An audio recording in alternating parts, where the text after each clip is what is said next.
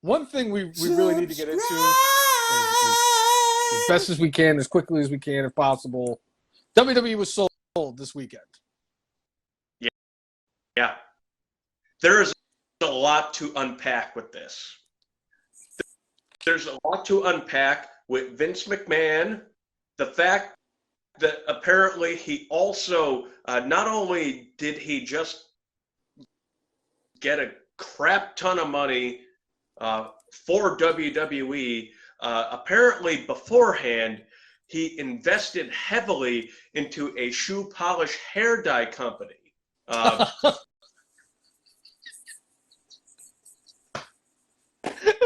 That sells what, plastic combs?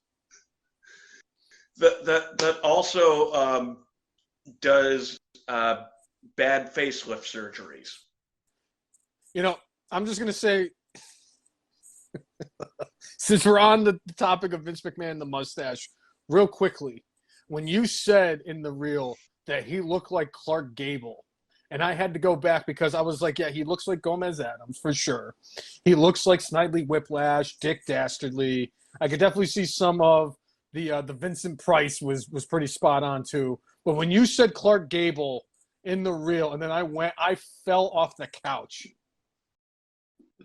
I was like, bravo, Jay. I never would have thought of that one. That's a good one.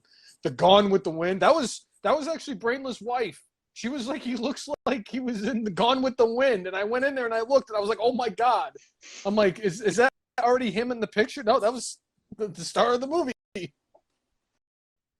I had way too much fun with Vince McMahon's mustache for memes. And I'm just throwing out there, did you know that Clark Gable is distant cousins with Cousin Colin? No. That's something. Yeah. That's like my father told me he's distant cousins with Randy Levine, the former voice of the Yukon Huskies radio. There you go. But the dastardly Vince McMahon. So when they were talking about the valuation of WWE, my belief, my thought was that $9 billion was going to buy you the entire company.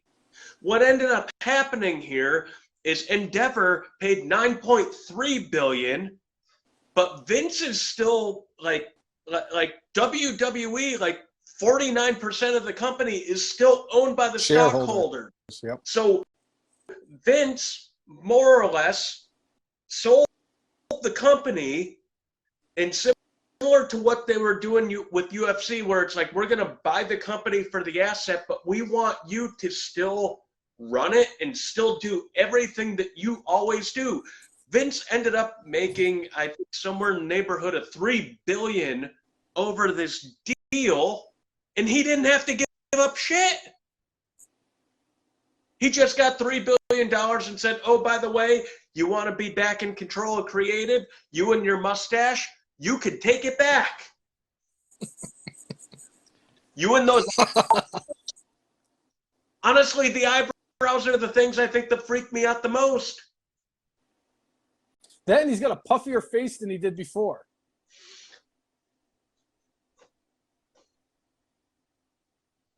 The man is a billionaire. How can't he afford a better dye job?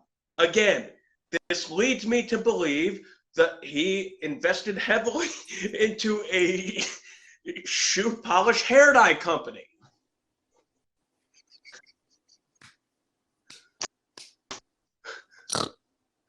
He looks like Creed when they're trying.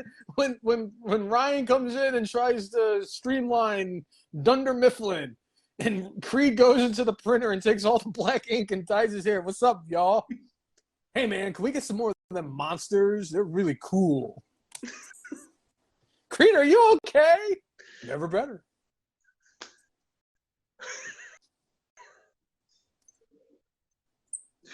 Like, I still cannot, get by what the dude looks like now. PA. or PI. But the dude ended up like making billions of dollars. Now, this deal like has gotten the okay clearly because Vince, head of the board of directors, made it go through. And outside of something really crazy happening from the U.S. federal government, I mean, this is going to happen in probably 6 months from now. Endeavor will be in control. But we went from what we went with over the weekend with WrestleMania, and one of the things specifically with the interview with Endeavor, the CEO for Endeavor was talking about how year over year, from last year to this year, the ratings for Raw, despite, being on cable and people saying cable is dying, the ratings are up 9%. And when they're talking about Fox and they're talking about SmackDown, they said year to year, ratings are up 7%.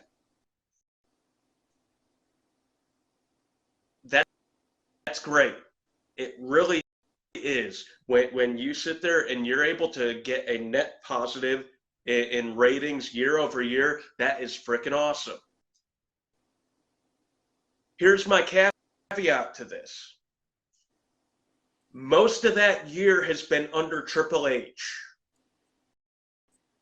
I would say most of the gains you're talking about in this interview you're doing with Vince McMahon is on the shoulders of Triple H.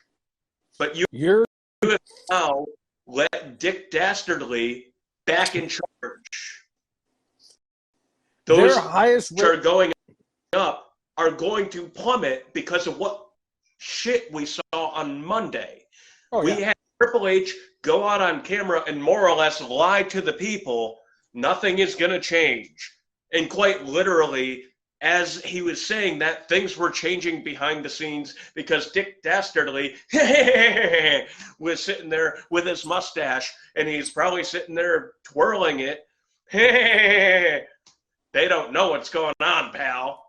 And they're going to have H once again go out there on SmackDown tonight and lie to the crowd saying nothing is going to change. And guess what? Everything is changing. And those positive directions for WWE as far as numbers go, as far as what they're doing in the United States, as far as viewership, is going to go down the shitter if Vince McMahon is 100% back in control, which it appears he is.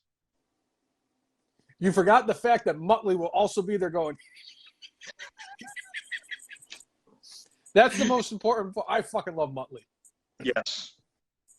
That and when they did the wacky racers, I always picked the Anthill Mob to win every time. Yes. Vince Dastardly.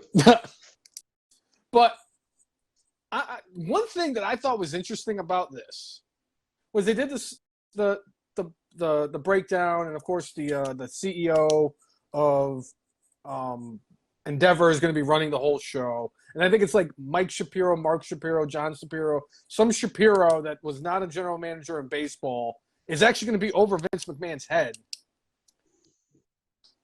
And Vince becomes the head of the chair or the head of the board for the WWE aspect where Israel or Ariel, whatever the dude's name was, I forgot, I'm horrible with names, is going to run it for UFC. I laughed when I realized that now that they're under the umbrella of UFC, Ronda Rousey, Brock Lesnar, and Mr. 420 himself, bro, all work for Dana White again. I was having this conversation earlier this week. I wonder if this happened 5 or 10 years ago, if a guy like Bobby Lashley would have actually had his shot at UFC. Lashley decided against UFC because UFC would not have allowed him to continue to do professional wrestling, and he knew where his gravy train was. He knew where he was earning a living, and it was with professional wrestling, and he wasn't sure that he could earn the money he needed to for his family by having a exclusive deal with UFC. I think actually, if he decided to, he could probably go and still do and win a couple of matches, but I don't think he'd be the top of the card. Where 10 years ago, I think it's possible Bobby Lashley, I don't know if he would have been heavyweight champion, but he could have been a contender for that. And too little too late, I guess, for Lashley as far as trying to make a dream like that come true. But I think there are an awful lot of crossover possibilities with this. UFC never shied away from the fact that WWE stars would show up at their events. They would interview them all the time, and they would say, hey, WWE star The Undertaker is here. And remember they did that, right, maybe a year or two before his match against Lesnar at 30. The Undertaker was at the thing, and Brock Lesnar walked by him, and he goes, hey, what do you want to do? Huh? Let's go. And I'm like, yo, I'm on board with this Undertaker and Brock Lesnar. Didn't know what it was going to lead to, but, Yeah. Which reminds me real quick, I hate to go back to WrestleMania, but do you think, I have to ask, do you think it was the same situation like it was at WrestleMania 30, where Vince was like, okay, I'll give you guys what you want, which is Daniel Bryan winning the WWE Undisputed Championship at WrestleMania, but I'm taking the Undertaker streak from you. People were clamoring for Sami Zayn to get into the main event and have his moment at WrestleMania. Sami Zayn had his moment in the main event of night one, but it cost us Cody winning. I think part of it is apparently this Brock Lesnar storyline was something that it wasn't something that was brought up recently. This is something that they've been planning. Cody being in the ring with Brock Lesnar, I don't think is going to hurt him long run. I mean, I want to see how they pull off this storyline and like if they have him job out to Brock and Brock squashes him, that's going to be bad. Yeah. But if he looks strong against Brock and they do this right, I mean, this could set up Cody for the future. And you got somebody like Seth who's been a long time company man. Maybe he gets the opportunity that he really thinks he deserves.